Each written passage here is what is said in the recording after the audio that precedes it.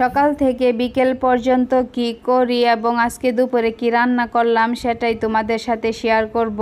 তো যাদের কাছে আমার ভিডিও ভালো লাগে তারা অবশ্যই আমার পেজটাকে ফলো করবে এবং কমেন্ট করে জানাবে কে কোথা থেকে আমার ভিডিও দেখো। তো আশা করি তোমাদের কাছে ব্লগটা ভালো লাগবে। আসসালামু আলাইকুম, আশা করি সবাই ভালো আছো। আমিও আল্লাহর রহমতে ভালো আছি। প্রথমেই বলেছিলাম সকাল থেকে বিকেল পর্যন্ত কী করি সেটা শেয়ার করব। তার জন্য সকালবেলা কি নাস্তা করি সেটাও তোমাদের মাঝে শেয়ার করতেছি। তো প্রথমে আমি রুটিগুলো ভেজে নিলাম। ভেজে নেওয়ার পর এখানে আমি একটা ডিম ভেজে নেব। আজকের সকালে নাস্তায় ছিল রুটি আর ডিম। তো নাস্তাটা শেষ করে এখন চলে আসলাম দুপুরে রান্না করার জন্য। আজকে দুপুরে রান্না করব দেশি মুরগি পেঁপে দিয়ে। তার জন্য পেঁপেটা কেটে সেদ্ধ বসিয়ে দিলাম। পেঁপে সেদ্ধর মধ্যে ছিল হলুদ আর লবণ। আমি দেশি মুরগির রান্নার ক্ষেত্রে পেঁপে দিলে আমি পেঁপেটা সিদ্ধ করেই দিই। আপনারা কীভাবে রান্না করেন সেটা অবশ্যই কমেন্ট করে জানাবেন। তো এখন আমি মুরগিটাও কেটে নিলাম। তার জন্য পেঁয়াজের প্রয়োজন, তো পেঁয়াজগুলো কেটে নিলাম। সবগুলো উপকরণ একসাথে রেডি করে নিয়ে চলে আসলাম রান্না করতে। তো প্যানটা গরম করে তার মধ্যে তেল দিয়ে গরম মশলা দিয়ে দিলাম। এখন পেঁয়াজগুলো দিয়ে কিছুক্ষণ ভেজে নেব। পেঁয়াজটা ব্রাউন কালার হয়ে আসলে তার মধ্যে আদা রসুন বাটা দিয়ে দেব। আমি আদা আর রসুন একসাথে পেস্ট করে নিই, তাই আমার পরিমাপ মতো আমি এখানে আদা রসুন বাটা দিয়ে দিলাম। দিয়ে দেওয়ার পর এখন এটাকে ভালোভাবে কিছুক্ষণ ভেজে নেব। নেওয়ার পর এখানে গুঁড়া মশলা দিয়ে দেব। গুঁড়া মশলার মধ্যে ছিল হলুদের গুঁড়া, ধনিয়ার গুঁড়া, মরিচের গুঁড়া, জিরার গুঁড়া এবং লবণ দিয়ে সবগুলোকে ভালোভাবে একসাথে মিশিয়ে নেব। মিশিয়ে নেওয়ার পর এখানে অল্প পরিমাণে পানি দিয়ে দিব যেন মশলাটা পুড়ে না যায় এবং নিচ দিয়ে লেগে না যায়। তো পানিটা দিয়ে দিলে মশলাটাও ভালোভাবে কষানো হয়ে যাবে। মাংস রান্নার ক্ষেত্রে যদি মশলাটা ভালোভাবে কষিয়ে রান্না করা হয় তাহলে কিন্তু মাংসের রান্নাটা অনেক ভালো হয়, খেতেও ভালো লাগে। তো আমি যে কোনো রান্নার ক্ষেত্রেই মশলা ভালোভাবে কষিয়ে রান্না করি। তো মশলাটা কষানো হয়ে যাওয়ার পর এখানে ধুয়ে রাখা মুরগির মাংসগুলা দিয়ে দিলাম। দিয়ে এখন ভালোভাবে সবগুলো একসাথে মিশিয়ে আমি ঢাকনা দিয়ে ঢেকে রান্না করব কিছুক্ষণ। তো এই তো মুরগিটা থেকে বেশ কিছুটা পানি উঠেছিল, সেটা দিয়ে 1/2% সেদ্ধ হয়ে গেল। তো এখন এর মধ্যে আমি দিয়ে দিলাম আগে থেকে সেদ্ধ করা পেঁপে আর আলু। তো এইগুলোকে ভালোভাবে মিশিয়ে নেওয়ার পর আমি আমার পরিমাপ মতো পানি দিয়ে দেব। আপনারা আপনাদের পরিমাপ মতো পানি দিয়ে রান্না করবেন। তো সবগুলো ভালোভাবে মিশিয়ে নিলাম। এখন পানিটাও দিয়ে দিচ্ছি। আমি এখানে গরম পানিটাই ব্যবহার করেছি।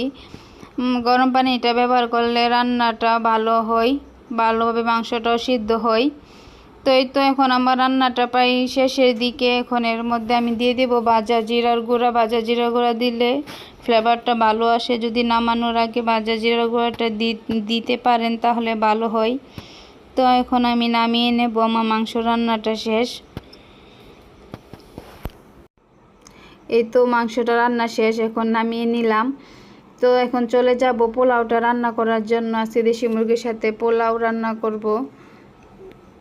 তো তার জন্য প্যানটা বসিয়ে তার মধ্যে গরম মশলা দিয়ে দিলাম, পেঁয়াজ কুচি দিয়ে দিলাম। দিয়ে এটাকে কিছুক্ষণ ভেজে এখন আদা রসুন বাটা দিয়ে কিছুক্ষণ ভেজে নেব।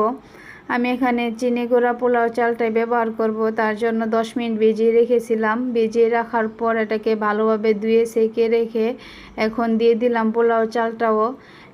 দিয়ে একটু লবণ দিয়ে সবগুলো উপকরণ একসাথে মিশিয়ে অনেকক্ষণ সময় নিয়ে ভেজে নেব। আমি ততক্ষণ ভাজবো যতক্ষণ না নিচ দিয়ে লেগে আসে।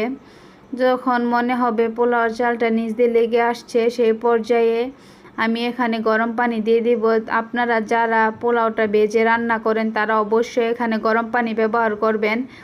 আর আপনারা কিভাবে পোলাও রান্না করেন সেটাও শেয়ার করবেন, কমেন্ট করে জানাবেন। আমি তো এভাবেই পোলাওটা রান্না করি। এভাবে রান্না করলে পোলাওটা অনেক জর্জরা হয় আমার কাছে মনে হয়। তো এখানে আমি হালকা কুসুম গরম করা দুধও দিয়ে দিলাম। তারপর লবণ দিয়ে এখন ঢাকনা দিয়ে ঢেকে রান্না করব কিছুক্ষণ। তো এই তো পানিটাও বেশ কিছুটা কমে গেল। এখন আমি চুলাটা বন্ধ করে দেব।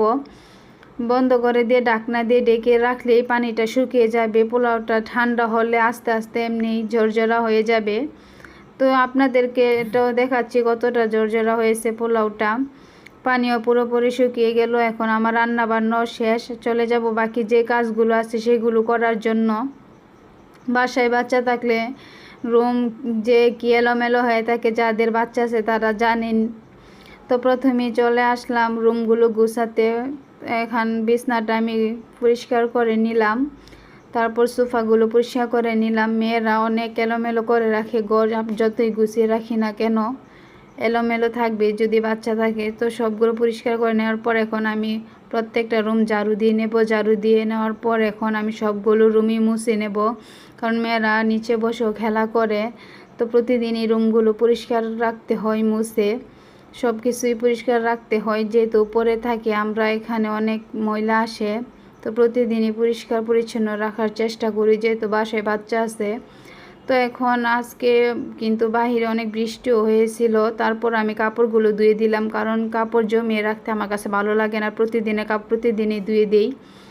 তো এই তো ধুয়ে দেওয়ার পর এখন কাপড়গুলো মেলে দিলাম। তখনও কিন্তু আকাশে বৃষ্টি বৃষ্টি ভাব ছিল, আকাশ কিন্তু ভালোভাবে পরিষ্কার হয়নি। তো সবগুলো কাজ শেষ করে এখন চলে আসলাম দুপুরে খাবার খেতে। আজকে ছিল এই তো দেশি মুরগি পেঁপে দিয়ে, তারপর পোলাও, তারপর রান্না করেছিলাম পাতলা ডাল আর ভাত। সবগুলো নিয়ে এখন বসে পড়লাম খাবার খেতে। তো যাদের কাছে আমার ভিডিওটা ভালো লেগেছে এবং এতক্ষণ ধৈর্য সহকারে আমার ভিডিওটা দেখেছেন,